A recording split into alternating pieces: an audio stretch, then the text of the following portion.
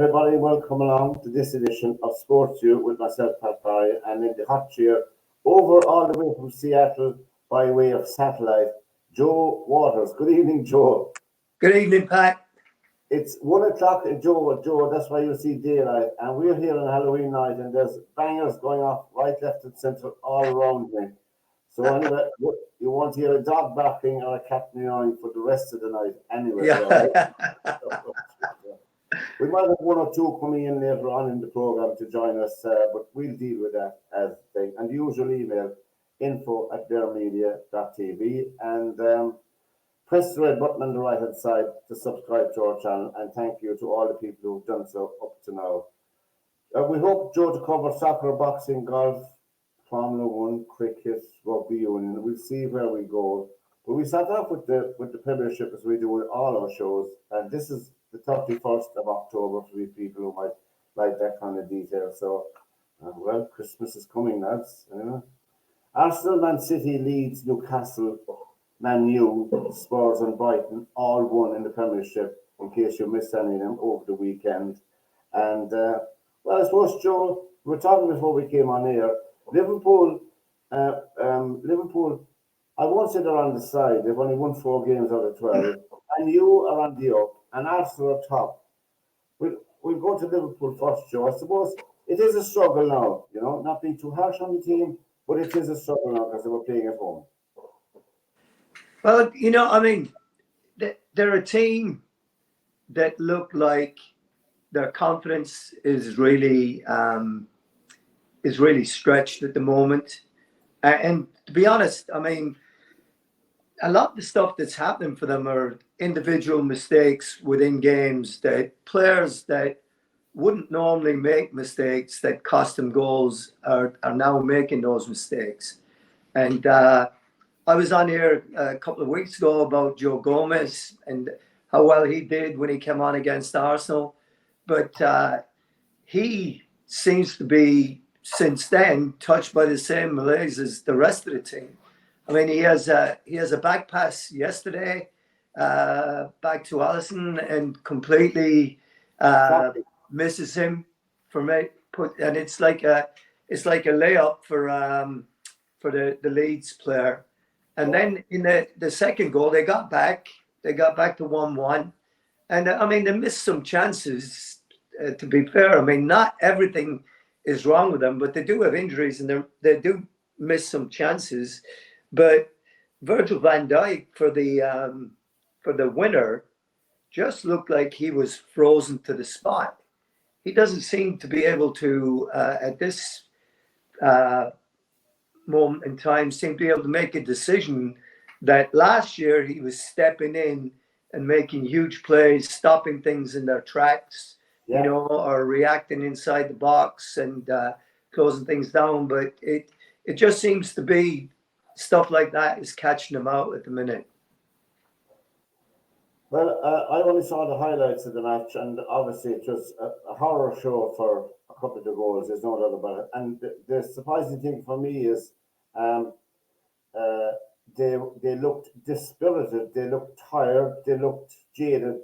Klopp had a bit of a conference today. He's talking about tomorrow night with Napoli visiting Anfield in the European Cup tomorrow night. They're playing the last league game, the last section game in their section in the Champions League against Napoli, Liverpool, that is. And he was saying, we're still fighting for everything. But Klopp, to me, his words, I don't want to be too critical. He's the manager. He's been very successful. His record stands for itself, etc. But you have to deal with the present. That's the cruelty of soccer. They don't look back and look at all the stuff you won. They look now and look down the road. So, to me, he is a man who is probably very challenged now in his job. There's no doubt about it. He realizes the team is weak. He realizes he doesn't have the players to replace players. When you see Liverpool depending on bringing on a sub, like, with all due respect to James Milner, he's not a top-class player anymore, Andy Robertson. It's pretty weak and bleak midfield for Liverpool, in my opinion, Joe. Yeah, I think that what's happening, Liverpool are looking particularly jaded in the middle of the field. Their midfield players are not. They're all kind of the same kind of players. If you look at them, especially the experienced ones, Jordan Henderson, Alcantara, and Fabinho. None of them are really dynamic players. They're not really quick players. They're not fast. And the Leeds team yesterday really showed that up in the middle of the park where they just ran by them. And it seems to be, it just seems to be they're just looking. I mean, I've said it before. They're just looking jaded, and I'm not surprised. I am not surprised one bit. Yeah, I think that. Yeah, and you can deal with that in two ways, as you know, Joe. You played at a very high level yourself. Is that you have fresh players to come on, freshen things up. Like for instance, they do, in my opinion. This is only my personal opinion. I think they're a team that's missing the likes of Sadio Mane and Vinalden. I thought they were two very good players myself. They missed them.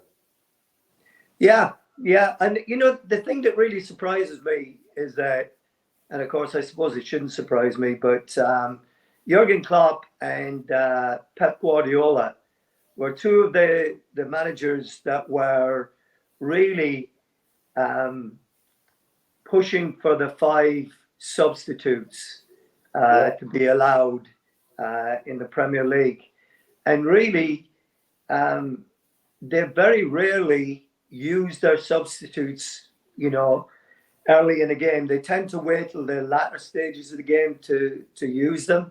And last year, I was reading an article today where the percentage that they changed their players with last year was more frequent than it has been this year.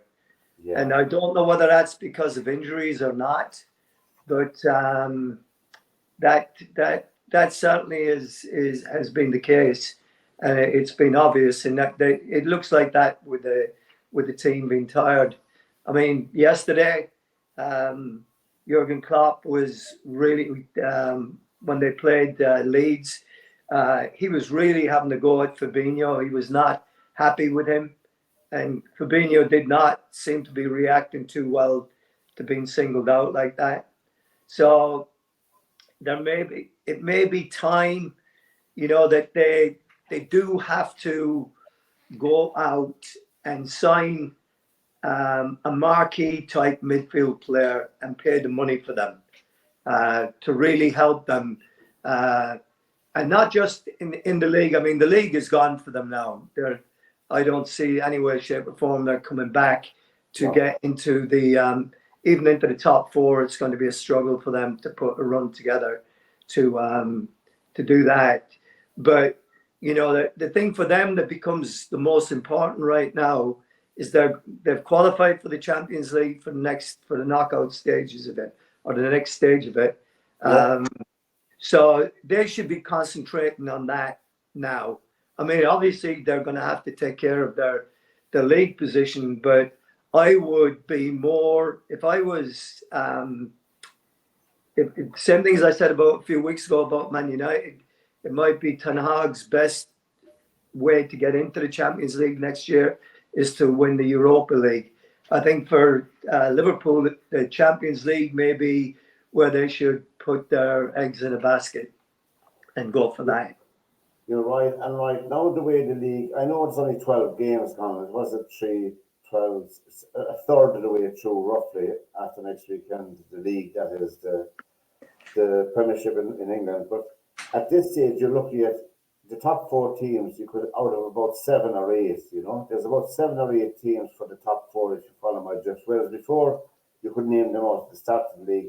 Also, is Kevin De Bruyne right now? In my opinion, he's probably one of the top midfield players in world soccer. Yes, he is. I mean, he is, and really, that the thing there is that Guardiola is not really that happy with his performances at the moment. He thinks he can do better. I mean, the goal he scored against Leicester yesterday from the free kick was an absolute was an absolute screamer. However, I think that Jack Grealish is a cheat and throws himself to the ground.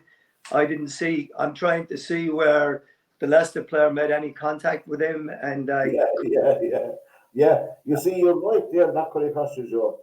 There's no yeah, doubt in my mind that the free kick by itself was an absolute genius of a goal.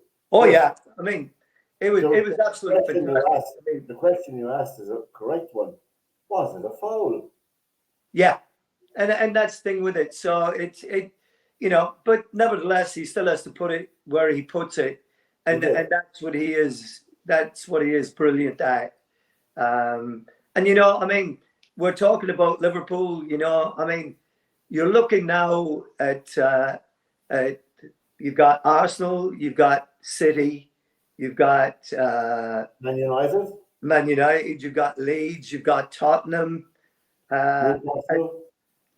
so a couple of those teams are going to have to fall off for Liverpool to be able to make a run. Oh, you got Chelsea there as well. You have, So, even though, you know, I mean, so, uh, so out of 5 or 6 teams, you're going to need 2 or 3 of them to drop off to give you a realistic chance of getting up there. And in the Premier League, that really doesn't happen. You know, not not 4 or 5 teams together no, anyway. For no. instance, Brighton have an outside chance of being up there in the top 5 or 6. I mean, not, but it must have been it must have been fantastic in the Brighton dressing room over the weekend after stuffing Chelsea. I mean, really, and it was no fluke. You Yeah, know, yeah. it was pure soccer, pure football. They're, Joe, I know we spoke about them before, Brighton, but they're very well organised. I know it's a stupid thing to say. They play soccer as it should be. It's a simple game. You have backs, midfield, and a striker or two.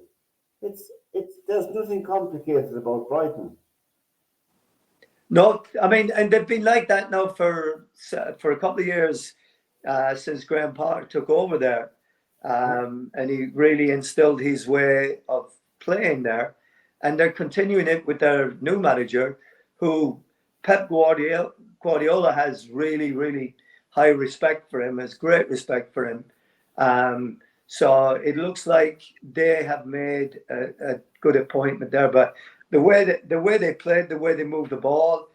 Um, Chelsea were unfortunate. I They thought, were. Thiago Silva had a bad day at the office. A couple of the goals scored against them were own goals, really. The one from the corner, and then the one coming down the left wing when the defender tried to block it and knocked it into his own net. So it made the score look a little bit more It did. lopsided than maybe it really should have been. But by the same token, Brighton had to do the job, and they did. Yeah. So there's another club that you're looking at and going, okay, well, these guys might make a bit of a run for it, against all In West Ham.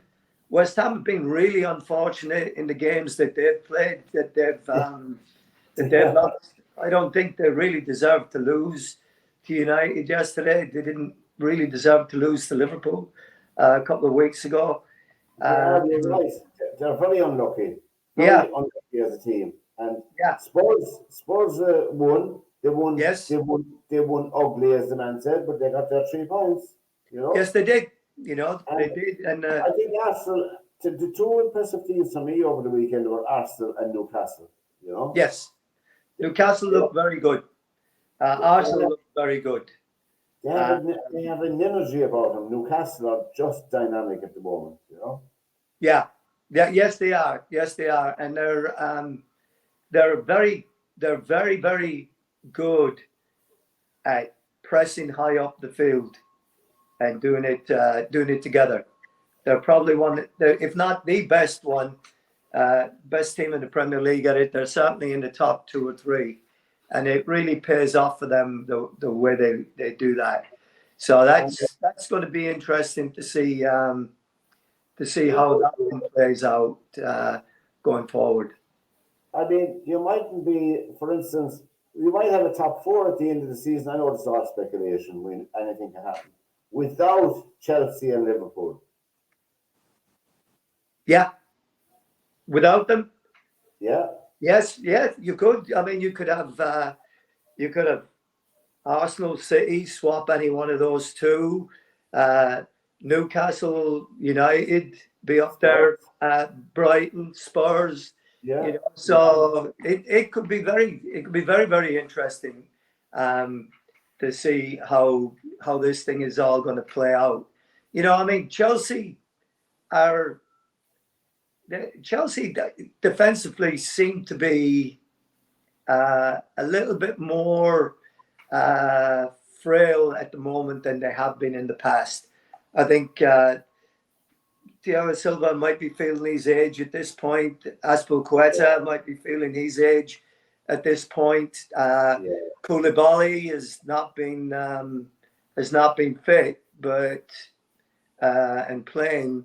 Fofana is injured, so the guys that they kind of brought in are not able to play.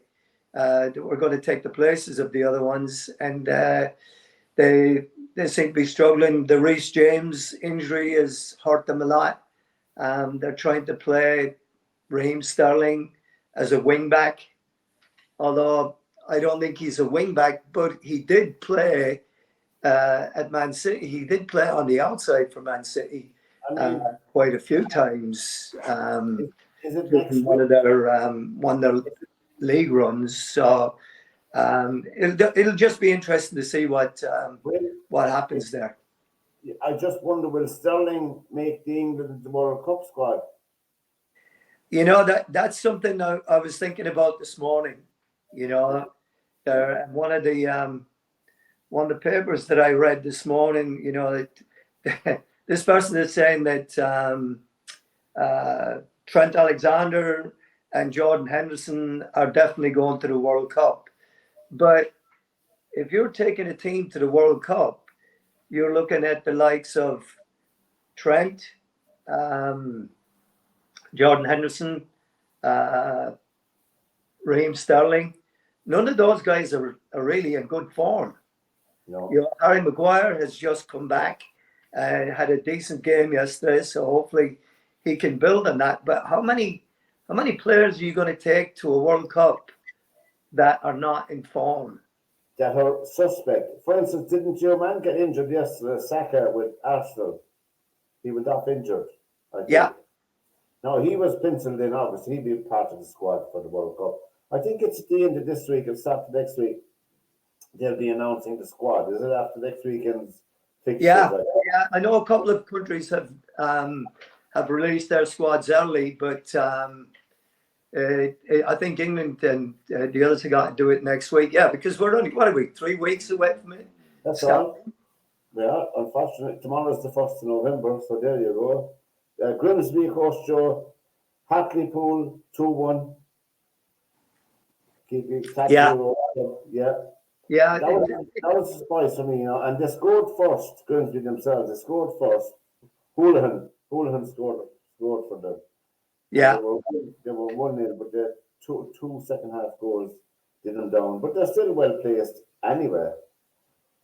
The away form is really keeping them in contention right now. They had a great win last week, so hopefully they can start building on their home form. But it is so difficult when teams come and just sit behind the ball, and then you're going all out trying to score a goal, and they sucker punch you with a goal or a couple of goals, and it knocks you back. So it's tough, but they need to get their home form back on track, and if they can do that, then I think they'll do fine. If they can make the playoffs this year, that would be a huge achievement for them. Huge. Yeah, I think so. And I suppose, Joe, for all long-suffering Man United fans, I think at this stage, in my opinion, these are all our own opinions here, in case people think that I'm kind of an expert or anything. I just have an interest. I think Ten Hag has asserted his authority and got to grips with the club. Oh, yes, he has. Yes, he has. I mean, there is only, it's very clear there's only one person in charge there now. There are there are no cliques anymore like they had before. Those things are all out the window, and everybody seems to be pulling in the same direction. I mean, it was a big thing yesterday. He started Cristiano Ronaldo against West Ham yesterday. Yeah. So obviously, he sorted that situation out and got Ronaldo back on side again. So, and I know it's a silly thing to say, but I think looking at Man United, I thought they were playing. I know it's a stupid thing to say, but I hope people know what I mean. I thought they were a happier bunch on the field yesterday. There was more positive about them, something more positive about them as a team. well, yes, they did, and you're absolutely right. I mean, they look like they're actually having fun out there, playing the game. And when we talked about this a little while ago, a manager that comes in with his ideas of how it's got to be done, with a sense of discipline, that we defend with 11, we attack with 11. That's what we do, and we're up and down the field. That's how we do it, and that there's nobody bigger than the team, and that seems to be the case right now. That if you're playing well, you'll get in. If you're not, then somebody else will be given the opportunity, and that's the way it should be. That's how you pick a team, is that the players that are in form get the opportunities to play. And just before we leave soccer, we'll come back to it again anyway later on the programme, is that Shamrock Rovers are league champions here in Ireland. A fantastic tradition, of course. They're well known anyway as a club, Joe, throughout Europe, for years and years. They have a very good tradition, and I think they're building something decent in Tallaght Stadium in Dublin. I hope they are, and they seem to be investing their money wisely, That is, and our old friend, Damien Duff, he's brought his team this year, Shelbourne, to the cup final. That's the Duffer. And I think there's a good affection for Damien, the head down, and he seems to be doing something. He's doing well. It's challenging in soccer in Ireland. It's very challenging, but there isn't a whole lot of money in the game, which is unfortunate because there's some cracking young players in the game in Ireland, as good as anything you'll get. But hopefully that will change as well, and it is changing. Shelbourne are meeting Derry City in the cup final next Sunday week, I think it is. So we wish them well. Nothing against Derry City, but I have a soft spot for Damien Duff myself. The ladies, Shelbourne ladies, won their league, so they went out and did the business. So now, Damien, it's up to you to do the rest of the lads. Yeah, I saw that one as well. Yeah, that's the second year in a row the Shelbourne girls have won the league, right? Yeah. And if Wexford had Athlone Town had to win their match just in the ladies' league, and then hoped that Shelbourne would at least be held to a draw, or so there'd be a playoff with Athlone and Shelbourne. So Athlone had their stuff done against Athlone won their match, and then of course Shelbourne went down to Wexford and won 4-0. So that was the end of that, So, oh yeah, that was the end of that. Anyway, SportsView program on nearmedia.tv with Joe Waters and myself here on this Monday, the 31st, Halloween night. All the ghosts are out and goblins and ghouls later on. You can press the red button to subscribe to our channel. The local soccer scene is reporting an awful lot of matches rained off because we had torrential rain over the week. Joe, our friend up there on the screen for us there, Katie Taylor, did the business again. Yes. Yeah, she is something else, isn't she? She is just phenomenal, She's so dedicated as well, and still never has lost her same demeanour, same carry on, same fantastic attitude, and filled the arena, and she was fighting a boxer who certainly would not take it from Katie, because there's very few boxers now willing to fight Katie Taylor, Yeah. very few. So this lady, I don't think she fought outside of Argentina, which is where she's from. She's capable. She's a capable boxer, but she wouldn't be in the class. I watched the fight Sunday morning when I got up early because we had an extra hour in bed, Joe, Yeah. Saturday night, and I couldn't give her opponent any rounds. I gave her no rounds. So and one of the judges gave all the rounds to Katie, and the other two gave her 9, and the other one gave her 8. So look, anyway, we hope now that we'll see her in Croke Park next year. She will be fighting again next year, probably March, April, May, that kind of way. Can you imagine? Can you imagine St. Patrick's Day in Croke Park with Katie Taylor? Oh, yeah. It was. It'd be like a few years ago when rugby, when we played England. That's right. Twickenham, and we absolutely hammered them on St. Patrick's Day. So yeah, it would be something else. I saw that in the paper this morning that Frank Warren, I think it was, that was talking about the next fight being in Croke Park. That would be something. Yeah, and we hope it'll come off. I mean, there's 80,000 obviously that would fit in. I think I'm not exaggerating here. I really think because it probably would be her last professional fight, in my opinion, I think it'd be her final fight if she got Croke Park in next March. I really think to be the finish. She's 21 years boxing. For people who may not know that, and that's a long time, and that's an awful lot of belts to be getting, Yes, it is. No matter who you're fighting, no matter who you're against, and there you go. She has a fight for every year she's boxing, professional fight. So she's come a long way. She put women's boxing on the map, and we shouldn't forget that. That's Katie Taylor. So fair play to Katie Taylor. We had another Irish victory over the weekend as well, Joe. In Bermuda, Seamus Power from Waterford, he won the Bermuda Classic, or Championship it's called, the Bermuda Classic, and at minus at 1900, he shot 3 rounds of 65 and the final round of 70, and he won $1,175,000. So fair play to Seamus. We'll be down to Waterford during the week. You never know if you're around. Yeah, no, I saw that. I was keeping up with that. That was great to see him finally. It was great for Shane. He's up to number 38 in the world, and Seamus and Lowry is 21. So I mean, it's an incredible achievement, And Paulie Carrington is winning still regularly on the Seamus Tour, so he's still keeping the flag flying. 50. I think he's 51 years of age now. That's Paulie. Live Golf, that we talked about it here. Live Golf year came to an end down in Miami, rather fitting on Mr. Trump's golf course. He was out. Of course, he was out in the golf course.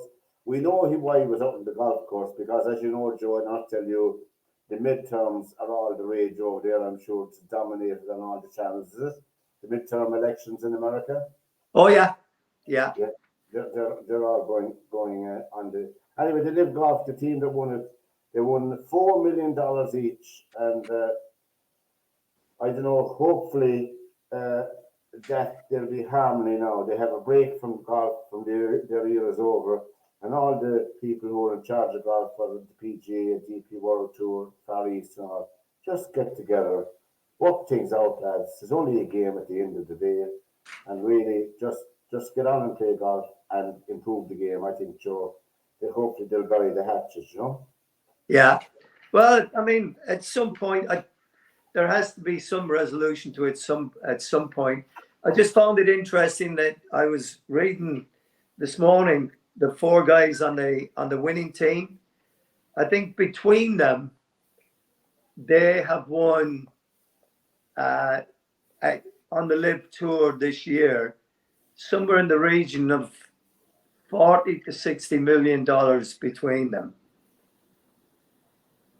just for participating in it. and prize money. See, So people forget there are 48 players yeah, on the Live Golf Tour.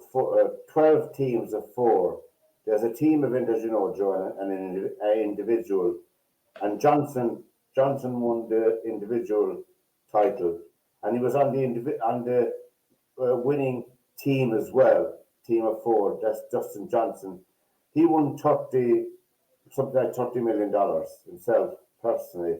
Now these are eye-watering amounts of money. I'm not saying they're going to be winning that forever. I'm saying golf, like most sports, a golfer's life can be finished in a tournament. So they're professional. Any professional sport, as you know, played at the highest level. It's you can't plan for 40 years of a career or 30 years.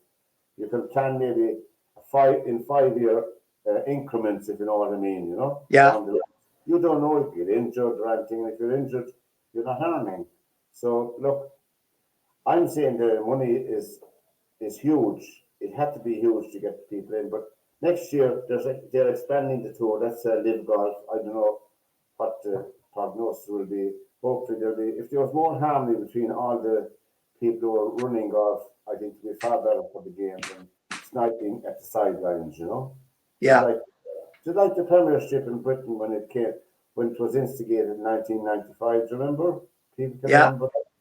People were saying to destroy the game, you'll have all the other leagues will be destroyed, they'll disappear, you'll have all the best players playing in the Premier League, they won't want to play soccer anywhere else. And there was an awful lot of alarm. Some of it was justified, but an awful lot of it was not, you know. Was it Blackburn Rovers won the first Premier League? I think it was. Yeah, I think it was. They beat Man United. They actually didn't they lose at Liverpool on the last day of the season or draw at Liverpool, and United lost at West Ham. I I think think something it like was. that now. Yeah. So Alan yeah, Shearer, Alan Shearer was on that team, wasn't he? who was that? Shearer Alan was in Shearer, that team. Yes. Yeah. Blackburn Rovers. Yeah. I So you remember had the you half, had the half color strip jerseys. I remember it now. yes. Yeah, Yeah. God. Yeah. That I think, was something. It was and wasn't Alan Shearer playing with Newcastle as well? He must be delighted for the rise of Newcastle now as well. yeah. You know, Yeah. and God, he was a cracking player. I thought he was a great player. Yeah. Shearer himself, very. Yeah. And a hard man, and had to be a hard man if you were a striker at that time. You couldn't Yeah. be. You couldn't be a shrinking violet. You know yourself. You Oh have yeah. to. Well, they had some hard men on that team. They had oh God, his name just came to me there a minute ago. Was your man on that team Robbie Savage? Savage was on that team. Yeah, Tim Flowers, I think, was the goalkeeper. Team Flowers. Yeah, Tim, the guy that went to Spurs, managed Spurs, was, Sherwood. was a No, captain of that team. I forget now. Um, who else Uh, did they have? Oh, they had the guy from Leeds, midfield player from Leeds. That was David. What was his name? Oh, well, God, it won't come to me. It'll come to me as soon as we finish talking. He played for England. Class. Yeah, it's not coming to me. It's not. It's just not coming to me. They had Hendry at centre back. That's right. God, yeah, that was. They didn't have. They I didn't looked have. at I looked at their squad. They had a lot of good players on that team. They had. Yeah. It was great to see them winning. Of course, it was great then when Leicester City. When we talk about Leicester and we talk about teams who are outside of the top 5 or 6 clubs, we're always talking about. So there Yeah, hadn't been many. There hadn't been many winners outside what we call the traditional winners of the Premier League since '95. yeah. I mean, we had well, Yeah. Leeds United won it. Didn't they win it the last year of the old First Division? They did, and they got into the semi-final of the European Cup. Remember? Yes, they did afterwards. Yeah. Yeah. So that was an interesting one. It was. Yeah, David O'Leary actually was the manager when they got to the semi-final. David O'Leary. David O'Leary was the manager. You're right. Yeah. So. I mean, himself. Yeah, David Batty was the guy that went from Leeds to Blackburn. To Blackburn. Yeah. David Batty. You're right. And so you had Blackburn, Leeds, and Leicester City outside of what we call the traditional teams for winning. So, right. I mean, well, I think, in my opinion, and since the Premiership League started, probably the best team in the Premiership era in my lifetime since 1995, which was so long ago, was the unbeaten Arsenal team. Yeah, that was a good team. They were super. Yeah. I mean, to go 38 games, Joe, without losing. Right. Was just phenomenal. No, did they go 38 games in a season, or did they go 38 games in total? Because if I remember correctly, between two seasons at one point, Nottingham Forest had gone unbeaten for a good amount of games. I'm not sure exactly if it was for a full season or not, but that Nottingham Forest team, would that have been 78? Was it 78? That would have been Clough's, one of Clough's teams that maybe the European Cup time, around that time, where they won the two European Cups. Yeah. So yeah, it. I love watching Forest under Clough. They were just great. Yeah. They were just great. Of course, our own Brian Clough, he signed one of our own, Roy Keane. He was the first man to sign him. Yes. Brian Clough. He started Roy a long ways off before, he scouted a long ways off before anybody else did. And as I say, the rest is history. SportsView is the program on LearnMedia.tv with Joe Wallace and myself. And press the red button to subscribe to our channel, and our email is info@learnmedia.tv. The Women's World Cup in Rugby Union, Joe, down to the last four for people who might have been following that. I saw some of it over the weekend. So England beat Australia 41-5, and Canada beat the USA 32-11. So Canada and England are meeting in that semi-final. And the other semi-final has France. They beat Italy 39-3, and New Zealand beat Wales 55-3. So the two favourites are meeting. The three favourites are into the semi-finals. That's England, France, New Zealand, and Canada. It's looking like an England versus either France or New Zealand in the Women's World Cup, which is what was expected anyway, Yeah. But I saw the New Zealand women's playing Wales. As we said before the World Cup, New Zealand, France, and England are more or less full-time teams, and they were expected to come through to this stage, and they did safely, very safely. So I would like to see a France-England match. I think that would be better than not anything against New Zealand, because I don't think there's anything capable of beating the New Zealand women on the day once they're tuned in, when I was watching them anyway, England physically will be able to take them on. Physically, I'm saying. Rugby-wise, I don't know. A silly thing to say, but we wish them all the best, Sean. Munster were beaten down here in Thomond Park in the rain. We're beaten by Ulster, 14-15. They were beaten by a point, but the score doesn't do justice to the game, really. They were struggling all through the match. That's Munster I'm talking about. So Ulster beat them again. Connacht beat the Ospreys, and Leinster beat Saracens, beat Scarlets. So things are not on the up yet for Munster. Hopefully, they should concentrate on the academy. That's the academies and developing talent locally. It's going to be a while. There's no quick fix. Now that they're breaking, the autumn internationals are coming up with the Irish team. So they didn't have any of their international players with them. That's Munster I'm talking about. because they're preparing for the international. They're playing South Africa and they're playing Argentina, I think. I forgot to look it up now, but anyway, the rugby fans will know. I think in Lansdowne Road, they're coming up the next couple of Saturdays running, so there'll be something to look forward to.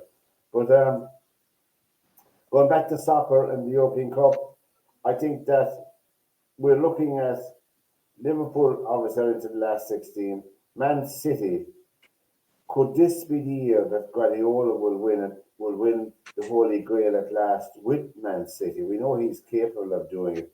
Could this be the other year? We say that for the last 3 or 4 years, George, and he didn't do it. Yeah. Well, I mean, it's so difficult to win it. I mean, Real Madrid have had guys come in to try and win it. PSG have had guys come in to try and win it for them. And it's just so difficult because to win a competition like that, everything has to go in your favor, especially when you get to the knockout stages of it. You can't have any off days, and it's just, to try and build a team that's just going to win that. I don't know that that's going to work for you. I think Real Madrid tried it back in the day with Beckham and those guys, and I'm not sure that they were successful with that. I know that I think with Zidane and McManaman, that they won it afterwards. I think I'm not sure if Beckham won it when he was there with them or not. But it's very, very difficult because it only takes one team like Atletico Madrid that you come up against that will just play a blanket defense on you, and then hope to go to penalties, and where it goes from there. Or you get the situation of last week in the Champions League, which to me the laws of the game, the way that people are interpreting them or changing them, is absolutely beyond me. Spurs score in the last minute of a game where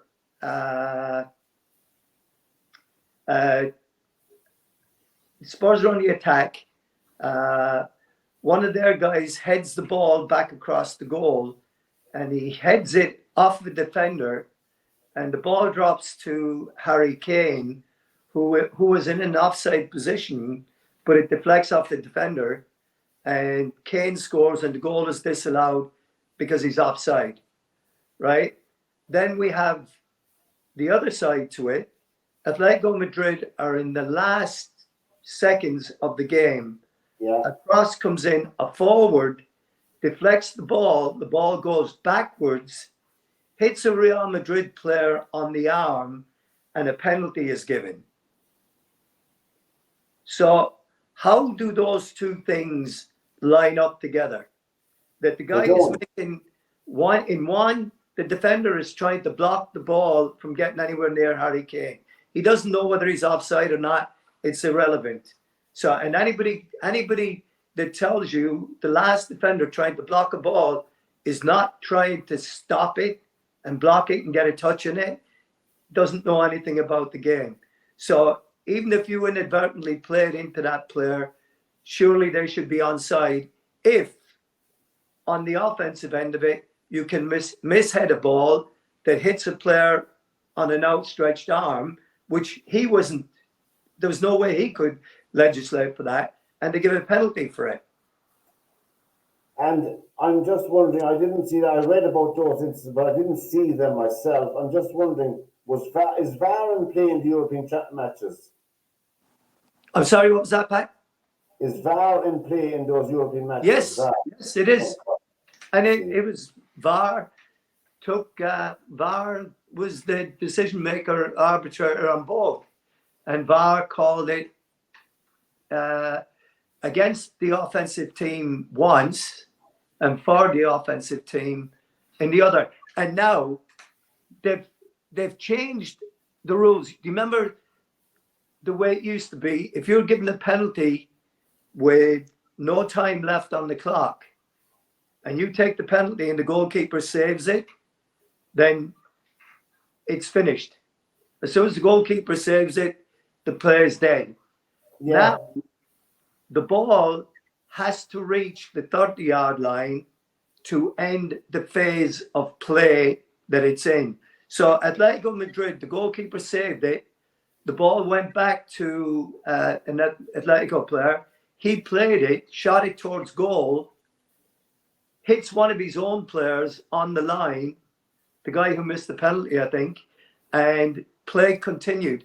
And if they had scored, the goal would have stood. So that was the first time I've ever heard of that now the play doesn't finish till the ball gets 30 yards up the field. Well, that's completely daft, Joe. Do you know what I'm thinking? I know we at the local junior soccer matches, it's a different ball game altogether. You know, you have a linesman from each club, but the linesmen, be honest, I'll tell you, because they'd be vilified if they did something against, you know, the team that they're giving the decision for. But to have that kind of a rule in soccer, is there any point in having two linesmen and a ref and a goal referee in soccer anymore? No. I mean, in American football, I know they have a referee in each side of the pitch, each half, you know? Yeah. Are they two or three? Is it two? They have 5 or 6. I think they have five or 7. And then they have somebody up in the booth as well to review. So yeah, I mean they have it all. They have it all over the place. But you know, when you look at this, it seems to me that football, because they explain what they've done and why for the whole audience, you know, for the whole lot to hear. I think Joe slapped him or whatever, and that's it, bang, and everybody is happy. Yeah. I think you have the referee is more or less redundant now, particularly in Premiership soccer, anyway, with VAR. It's very, very sad innovation, you know, and they can play soccer throughout Britain. We're talking about now with human beings refereeing it, but they can't play Premiership soccer without the computer coming into play. You know? Really, it's just shocking in my book. Shocking, because VAR is not adhering to the rules of soccer, where in real time the referee referees the game in real time. VAR could play 26 images of the same thing, so you're bound to get the result you're looking for. Yeah. You know? I mean, we've spoken about it so many times. I look forward. I presume to be at the World Cup in Qatar, this VAR situation, will it? In Qatar. Yes, it's well. The thing is that what I'm finding out here is that all the referees that are doing the Champions League games right now, both the centers, the sideline, the centers, and the VAR guys are all guys that are going to the World Cup. So they're doing a trial run of what it's going to be like in the World Cup, which doesn't augur well for what's going to happen out there. Yeah. Anyway, we look forward to the World Cup. Obviously, it's coming up at I think the 20th of November. I think it's or something like that. The World Cup final is on the 15th or 16th of December. In between, so Joe, I think myself anyway, my neck is on the line tonight, sticking it out, to be Brazil, Belgium in the World Cup final in Qatar. Oh, well, you know, you might be right. I mean, the likes of France are struggling right now. They're losing players. They've lost Pogba. It looks like they've lost Conte as well for it. Where Rafael Varane is in terms of his injury, I don't know. I didn't see anything about that, so they could be struggling with those guys out. And then, of course, we have Argentina as well. They have a decent I was just team. going to say Argentina would be one that I would keep an eye out for. Yeah. Yeah, they've got a lot of good players playing all over, and they may just be the dark horse for this tournament. And I saw some of the British papers that were saying that England, they're obviously, you have a slight preference for your own anyway, there's a slight bias. They're tipping England to be into the last four, as be one of the semi-finalists. They could well do it, they could well do it on a good day. That's England. I don't know. I don't think Italy would be a force there myself. I think that team has gone back a bit. Well, Italy are not going. Oh, they're not. No, they're not in the World Cup. No, Italy didn't qualify. Sorry, I meant France. Yeah. So I mean, I would like England to make a deep run into it just to keep the interest. Yeah. From our standpoint, whether we want them to win, lose, or draw doesn't matter. But at least it would keep with the local interest with players that we knew and what have you. So I'd like to see them go, deep into it just for that reason and that reason alone. And I don't know, will Germany be thereabouts? They're always tough. Germany always seem to come together in tournaments.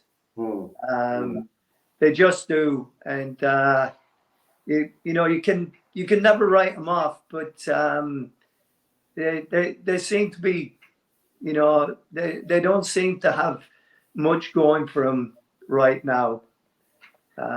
So I suppose there's no team, unfortunately, from Africa, the African continent, going to contest the World Cup final, Joe. I don't think.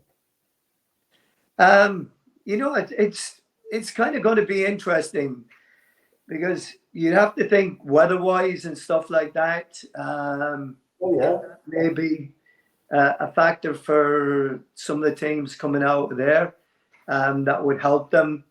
But it's definitely going to be a huge factor for the European teams, the weather there. So that might be something that, one of them creeps out of it and surprises everybody. Yeah, and we were mentioning at the top of the program, we didn't say that we'll be having an interview in the next week or two with Kelly Harrington. I sent you, Joe, with Kelly Harrington. She'll be coming on the show, top of the show with us. She has a book coming out as well. She's our president. She's the full set of gold medals now, World, Olympic, and European, as well as all the other silver and bronze medals she has. So she's the full set, the same as Miss KT herself, Kelly Harrington, great ambassador for the game. But Joe, we look forward to having her. We look forward to being here again next week, Lacoon of Day. So for this edition of SportsView, from Joe Waters and myself, we'll meet again, lads. Take care, Joe, and God bless. Take care, Pat. See you next time. All right.